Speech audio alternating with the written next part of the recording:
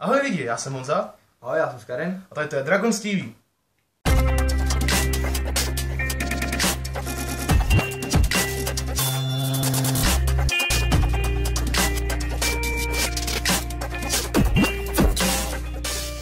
Dneska rozjedeme novou sérii, kde vám ukážeme v pár krocích, jak balit holky. Bude to série možná 4-3 vlogů, uvidíme, jak nám to vyjde. Dneska si ukážeme, jak být cool, protože abyste chtěli zbalit holky, musíte prostě vypadat cool. Takže Skára nám bude dělat figuranta a my si všechno ukážeme. Samozřejmě, abyste byli cool, musíte mít taky cool oblečení. Takže teď tady Skáru oblečeme do cool oblečení.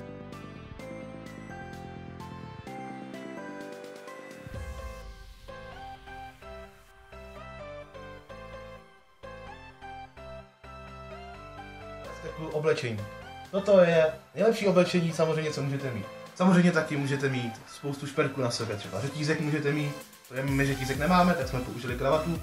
Pamatujte, že kravata je nejlepší cool věc na světě, protože to vypadá fakt swagersky. Další věc, samozřejmě musíte mít sluneční brýle, protože sluneční brýle vyzařují tu energii z vás, obzvláště takovéto cool brýle. Dále se přesuneme k vlasům. Musíte mít samozřejmě cool vlasy, že jo, bez cool vlasů by to nešlo. Takže teďka Skáru trošku nagelujeme. To si samozřejmě ve videu ukážeme.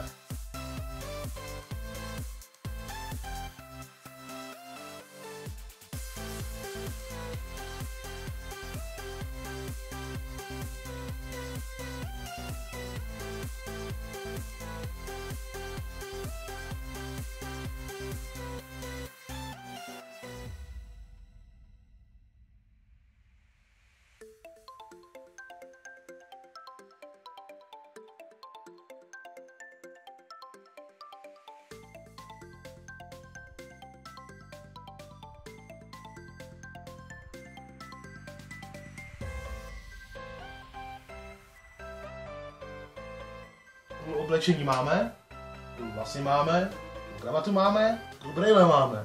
Říkáte si, co asi dál? Dál musíte mít originální styl chůze, jinak se vás vůbec nikdo nevšimne.